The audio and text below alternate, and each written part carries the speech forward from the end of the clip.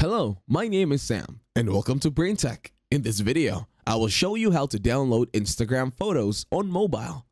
To start, open your Instagram application on your mobile device. Then in here, tap on the three dots on a post, and then go to Link.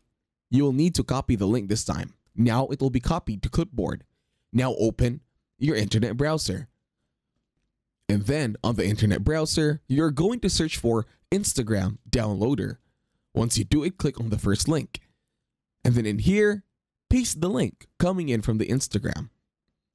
Then click on the download button. All you have to do this time is to wait for the application or the website to finish fully loading. And now you'll be able to download it in different sizes. Just choose the one of your preference.